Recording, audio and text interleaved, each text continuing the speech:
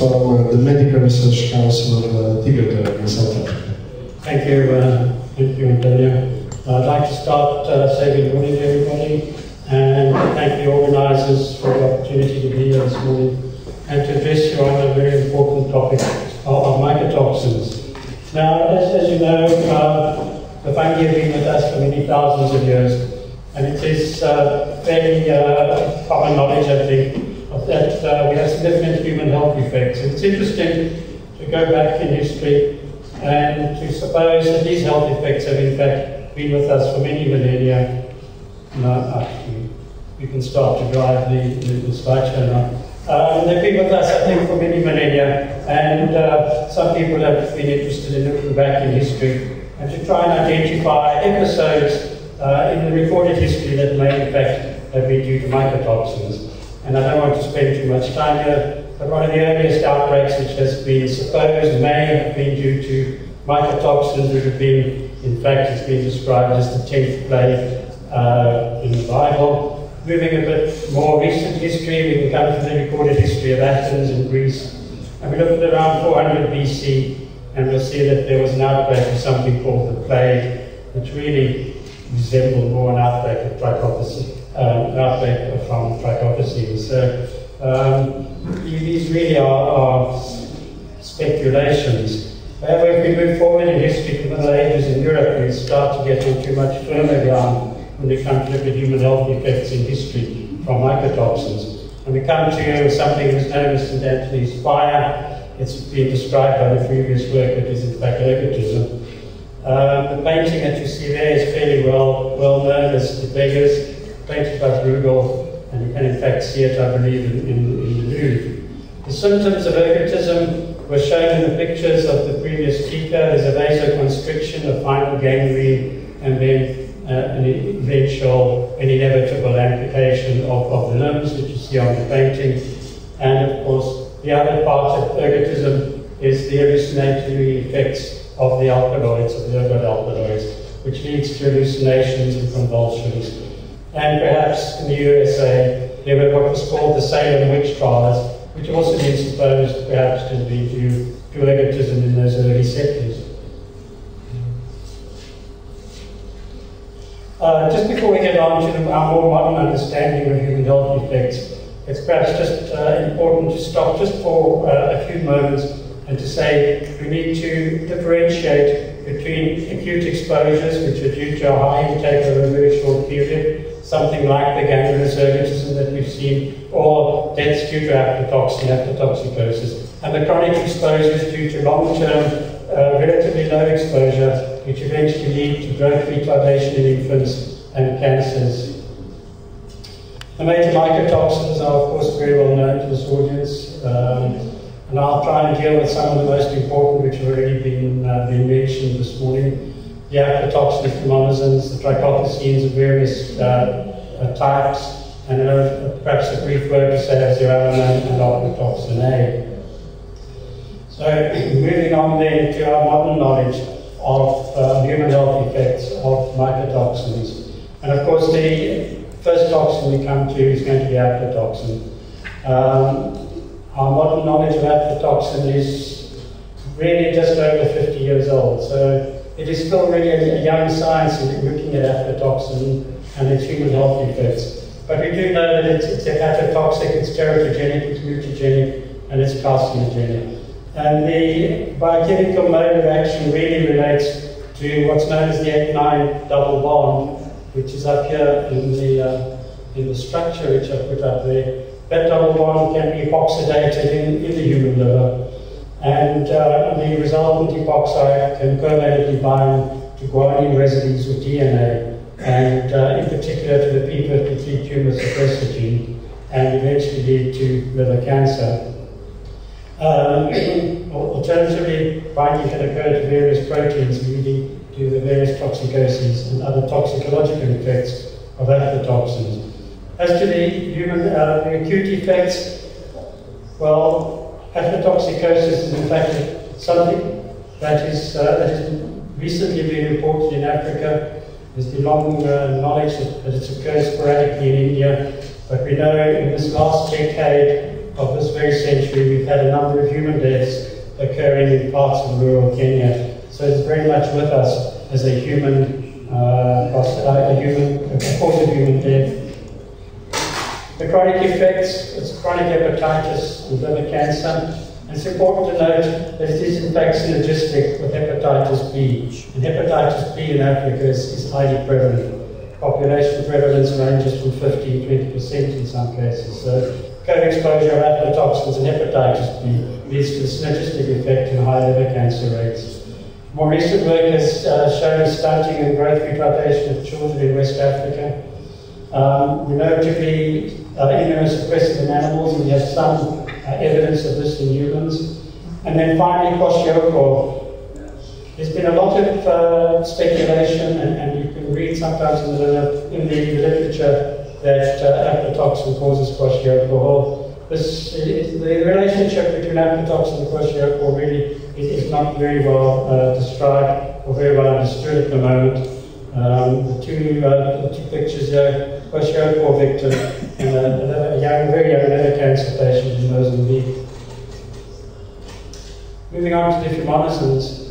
Fumonisins inhibit ceramide synthase, and I've put up there the biochemical pathway that's involved in this interaction, mainly because it's rather difficult to explain in words.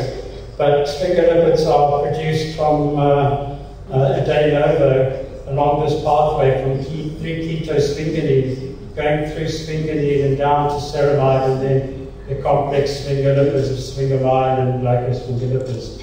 But the important point about fumonisins is that they block one of the initial pathways of this biochemical synthesis at the ceramide synthase level, leading to an accumulation of sphingolide, which has a large number of biochemical effects. So what do we actually know in terms of human health effects? Well, as far as the acute effects are concerned, we know very little. There's only been one reported incident in India where there were some outbreaks of gastrointestinal disease, pain, diarrhea, etc. And we know that the people at the time were consuming very high levels of fumonisin, contaminated maize, and sorghum. As for the chronic effects, well, fumonisins, as you know, were discovered in 1988. So again, it's a toxin we've been working with for a relatively short period of time. Barely a quarter of a century has passed since the initial chemical description of the toxin. And what's generally associated is incidence of esophageal cancer. We're not sure if it's an actual cause or whether we just see this correlation in various areas of the world, notably in my own country in a region known as Transkei, in parts of China, and in fact in parts of Brazil as well. We see the population is highly exposed to fumonisins, having high incidence rates of esophageal cancer. At the same time, there have been reports out of China supposing liver cancer can also be associated with fumonisin exposure. When we come to further chronic effects, and this relates back almost to the beginning of fumonisins, the incidence of neural tube defects. So after the discovery of fumonisins, an outbreak of neural tube defects occurred in southern Texas on the Mexican border, which at the time was described merely as an unknown etiology why it should have occurred. And it was only later that people began to put together the two events of an outbreak in the United States of very high fumonisin in maize, high maize consumption amongst a Mexican population in southern Texas, and the neural tube outbreak that had occurred in the same period. And when we started to look more widely around the world, we found that areas with high neural tube defects were in fact the same areas which had high fumonisin exposures, namely the same area that I spoke about for esophageal cancer in South Africa, parts of northern China as well. And on this basis, it was looked at further biochemical investigation. In fact, there's a sound biochemical reason for fumonisin and the relationship with neural tube defects. Basically, that fumonisin B1 is an inhibitor of folic acid uptake.